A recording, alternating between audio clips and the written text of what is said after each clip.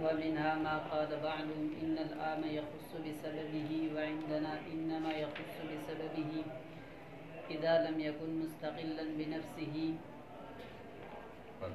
وقوله نعم أو بلا أو خرج مخرج الجزاء وقول الراوي سها رسول الله صلى الله عليه وسلم فسجد أو خرج مخرج الجواب كالمدعو إلى الغداء ويقول والله لا أتغدى فأما إذا زاد على قدر الجواب فقال والله لا أتغدى اليوم وهو موضع الخلاف فعندنا يسير مبتدا احترازا عن إلغاء الزيادة. بسم اللہ الرحمن الرحیم. گفتگو چل رہی ہے ان استدلالات کے بارے میں کہ جو ہمارے یہاں فاسد ہیں. جی. ان میں سے ایک ہے کہ وہ عام جو کسی سبب خاص کے جواب میں وارد ہو، خاص محل پہ وارد ہو، خاص موقع پہ وارد ہو، وہ اپنے سبب کے ساتھ خاص ہوگا یا لفظ کا جو عموم ہے اس کا اعتبار کریں گے. جی. بات پہ توجہ دیں. وہ گفتگو کہ الفاظ کا دوسرے الفاظ میں سمجھے، الفاظ کو دیکھیں تو اس میں عموم ہے، لیکن جس محل پہ وارد ہوا وہ ایک خاص سبب کے ساتھ جڑا ہوا ہے، خاص محل پہ وارد ہوا ہے. سبب یہ چاہ رہا ہے کہ اس کا تعلق صرف مجھ سے ہے. صرف الفاظ کو دیکھیں سبب سے قطع نظر تو ان کے اندر عموم پایا جاتا ہے. جی. تو اس صورت میں ہم اس کو سبب کے ساتھ خاص مانیں گے یا اس کے اندر جو عموم ہے اس کا لحاظ کریں گے. تو جو ہے آپ کی تو امام شافعی رحمہ اللہ تعالیٰ اور اسی طرح دیگر بعض ائمہ کی رائے یہ ہے کہ جب عام سبب خاص کے ساتھ متصل ہو کر وارد ہو، اب وہ جو عام ہے اس خاص کے ساتھ جڑا ہوا ہے، اس کے علاوہ کسی بھی مقام پہ کسی بھی محل پہ اس کا حکم اس عام سے ثابت نہیں ہوگا یا کسی اور نص سے ثابت ہوگا یا اس پہ قیاس کریں گے. ٹھیک ہو گیا؟ جی. یا کوئی اور نص اس کے بارے میں آئے گی یا اس پر قیاس کریں گے. یہ جو گفتگو ہے اس کو شامل نہیں ہوگی. اصل یہ بات ذہن میں رکھیں، احکام تو وہ بھی ثابت مانتے ہیں دیگر مقامات پہ، آیا وہ نص سے وہاں پر مانتے ہیں یا قیاس سے مانتے ہیں، اختلاف اس میں آگے چل کے مزید وضاحت کرتا ہوں. بات ہے ذہن میں. یہ ہے امام شافعی رحمہ اللہ تعالیٰ اور دیگر جیسے امام مزنی رحمہ اللہ تعالیٰ اور دیگر بعض ائمہ کی یہ رائے ہے کہ جب عام کسی سبب خاص کے ساتھ جڑ کے اس کے جواب میں وارد ہو تو اب اس کا تعلق اسی سبب خاص کے ساتھ ہے. یہ جو عام ہے اس کے اپنے الفاظ کا عموم معتبر نہیں ہے. بات ہے ذہن میں. لیکن جمہور ائمہ کی یہ رائے نہیں ہے، حنفیوں کی بھی اور دیگر جو ائمہ کی اکثریت ان کی یہ رائے نہیں ہے. ان کے مذہب کی تفصیل سمجھیں، بالخصوص ہمارے حنفیوں کے مذہب کی تفصیل سمجھیں. سب سے پہلی بات یہ ہے کہ عام جس کلام میں وارد ہوا وہ کلام مستقل ہے یا غیر مستقل، توجہ رکھنا. اگر غیر مستقل ہے تو اس صورت میں وہ اپنے سبب کے ساتھ اپنے سبب پر بند ہے، اس میں کوئی جھگڑا نہیں ہے. اور اگر مستقل ہے تو پھر جزا کے طور پر آئی ہے یا جواب کے طور پر آئی ہے. اگر جزا کے طور پر آئی ہو تو اب بھی اپنی شرط کے ساتھ یہ اس پر یہ بند ہے اور ہر ایک یعنی اس سے وہ نہیں ہے، متجاوز نہیں ہے. اور اگر جواب کے طور پر آئی ہو تو قدر جواب سے زائد ہے یا زائد نہیں ہے. قدر جواب سے زائد نہ ہو تو اب بھی اپنے مورد پہ بند ہے، اور قدر جواب سے زائد ہو اب ہم کہتے ہیں اپنے مورد پر بند نہیں ہے. انما العبرۃ لعموم اللفظ لا لخصوص السبب. وجہ ہے انما العبرۃ لعموم اللفظ لا لخصوص السبب. اب اعتبار کس کا ہوگا؟ لفظ کے عموم کا ہوگا، سبب کے خصوص کا نہیں ہوگا۔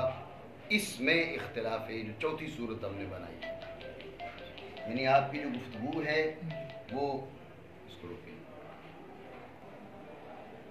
چل گئی۔ تو یہ جو چوتھی صورت ہے اس میں اختلاف ہے کہ جب عام بطور جواب واقع ہو اور قدر جواب پر زائد ہو، قدر جواب پر زائد ہو، قدر جواب سے زائد ہو، اب کیا ہے یہ سبب کے ساتھ سبب پر بند نہیں ہے، بلکہ اس میں عموم لفظ کا اعتبار کیا جائے گا۔ بات ہے یہ دل میں پھر سمجھیں خلاصے گفتگو۔ اختلاف اس میں ہے جن استدلالات فاسدہ، جو استدلالات ہمارے نزدیک فاسد ہیں، ان میں سے ایک یہ بھی ہے کہ امام شافعی رحمہ اللہ تعالیٰ اور دیگر بعض ائمہ جیسے ان کی پیروی میں امام مزنی رحمہ اللہ تعالیٰ، ان کا موقف یہ ہے کہ عام جب کسی سبب خاص کے جواب میں وارد ہو تو اپنے مورد پر بند ہوتا ہے، اپنے سبب کے ساتھ خاص ہوتا ہے، اس سے متجاوز نہیں ہوتا۔ اس میں اختلاف ہے، وہ کہتے ہیں اپنے مورد پر بند ہوتا ہے، جمہور ائمہ کہتے ہیں ایسا نہیں ہے۔ جمہور ائمہ اور بالخصوص حنفیوں کی یہاں تفصیل یہ ہے کہ دیکھا جائے گا کہ جو عام ہے وہ کلام مستقل ہے یا غیر مستقل ہے، کلام مستقل میں وارد ہے، کلام غیر مستقل میں وارد ہے۔ اگر کلام غیر مستقل ہو تو اب بلا شبہ وہ اپنے مورد پر بند ہوگا اور اپنے سبب کے ساتھ مختص ہوگا، اور اگر وہ اپنے وہ مستقل ہے تو پھر بطور جزا وارد ہوئے، بطور جواب وارد ہوئے، بطور جزا وارد ہو تو اب بھی اپنے شرط کے ساتھ مختص ہے، اپنے مورد پر بند ہے، اس سے متجاوز نہ ہوگا۔ اور اگر بطور جواب وارد ہوا ہے تو پھر یہ دیکھا جائے گا کہ قدر جواب سے زائد ہے، قدر جواب پر زائد نہیں ہے۔ قدر جواب پر زائد نہ ہو تو اب بھی اپنے مورد پر بند ہے۔ اب ان تینوں صورتوں میں اختلاف نہیں ہے، اور اگر قدر جواب سے زائد ہو، قدر جواب پر زائد ہو تو اس میں اختلاف ہے۔ امام شافعی رحمہ اللہ تعالیٰ اور امام مزنی اور دیگر بعض ائمہ فرماتے ہیں کہ یہ اپنے مورد پر بند ہوگا، حنفی کہتے ہیں کہ یہ اپنے مورد پر بند نہیں ہوگا۔ اب یہاں پر سبب کا خصوص ملحوظ نہیں ہوگا بلکہ لفظ کا عموم ملحوظ ہوگا، وجہ اس کی آگے چل کے ہم بیان کرتے ہیں۔ اتنی بات آپ سمجھیں۔ اب آپ اس کی مثالیں سمجھ لیں۔ اس نے آپ سے کہا بھائی کل تم آئے تھے، آپ نے کہا ہاں، آپ نے کیا کہا؟ ہاں۔ اب یہ اکیلا ہاں تو چلے گا ہی نہیں، ٹھیک ہے بھائی، اکیلا ہاں، بھائی ہاں کیا ہے؟ آپ کس بات کا جواب دے رہے؟ کلام غیر مستقل ہے، کلام غیر مستقل ہے، یہ اپنے مورد پر بند ہے، جو آپ سے پوچھا گئی اسی کا جواب ہے۔ اب یہ بات نہیں ہے کہ اب اس نے کہا کھانا کھایا تھا، وہ کہا جب وہ پہلے اس نے ہاں بولا لہذا ہر جگہ یہ ہاں ہی لگے گا، نہیں، ہر جگہ ہاں نہیں لگے گا۔ بات آپ سمجھے نہیں سمجھے؟ یہ کلام غیر مستقل ہے۔ کلام مستقل ہو اور بطور جزا وارد ہو، ٹھیک ہے، کیسے؟ اگر آئے تو اسے پیسے دے دینا، جی اگر آئے تو اسے پیسے دے دینا۔ اب پیسے دے دینا یہ مستقل کلام ہے، اسے پیسے دے دینا مستقل کلام ہے۔ بات سمجھے؟ ذہن میں رکھیں، اس کا مطلب ہے وہ آئے نہ آئے تو اس کو پیسے دے دو، ٹھیک ہے، وہ آئے یا نہ آئے اسے پیسے دے دو۔ غور کرو کہ یہ بطور جزا ہے، اور جو جزا ہے وہ اپنے مورد پہ بند ہے۔ وہاں پر ہم یہ نہیں کہیں گے کہ بھائی یہ اس نے کہہ دیا اسے پیسے دے دینا، پورا جملہ ہے اور مستقل جملہ ہے، اور اپنے جو سبب خاص ہے اس سے تعلق بنائے بغیر اس کو بس پیسے دے دو، آئے یا نہ آئے، تو جو ہے تو یہ بھی اپنے مورد پر بند ہے۔ تیسرا یہ کہ وہ بطور جواب، بطور جزا نہ ہو، بطور جواب ہو، لیکن اپنے مورد، اپنے جو جواب ہے قدر جواب سے زائد نہ ہو۔ اس نے کہا بھئی آ میرے ساتھ جو ہے آج تو ناشتہ میرے ساتھ کر، اس نے کہا نہیں ناشتہ نہیں کر رہا، ٹھیک ہے، اس نے کہا نہیں میں ناشتہ نہیں کر رہا، ٹھیک ہو گیا۔ اب اس نے کیا کہا؟ اس نے کہا آج میرے ساتھ تو ناشتہ کر، اس نے کہا نہیں میں ناشتہ نہیں کر رہا، ٹھیک ہو گیا۔ اب اس میں کوئی ایسا لفظ نہیں ہے جو نہ بولتا جب بھی گفتگو پوری ہوتی، ٹھیک ہے، سارے الفاظ جو ہیں وہ جواب کے طور پر ہیں، اور جواب تو جو ہے تو اب ان میں کوئی ایسا لفظ نہیں ہے جس کو ہٹا دیا جائے جب بھی کلام پوری ہو جائے جو زائد ہو برقدر حاجت. اس نے کہا آج تو میرے ساتھ ناشتہ کر. اس نے کہا ناشتہ نہیں کر رہا, نہیں ناشتہ نہیں کر رہا. سمجھے بات کو؟ یہ جواب میں ہے اور قدر جواب پر زائد نہیں ہے. قدر جواب پر زائد نہیں ہے, تو یہ بھی اپنے مورد پر بند ہے. اس نے کہا میرے ساتھ ناشتہ کر. اس نے کہا نہیں آج میں ناشتہ نہیں کر رہا.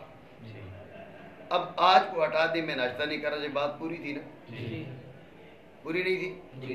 تو اب اس نے آج کا جو اضافہ کیا ہے قدر جواب سے زائد ہوا نہ ہوا. یہ آپ نے غور کرنی ہے کہ جواب قدر یہ جو گفتگو ہے قدر جواب پر زائد ہے یا زائد نہیں ہے.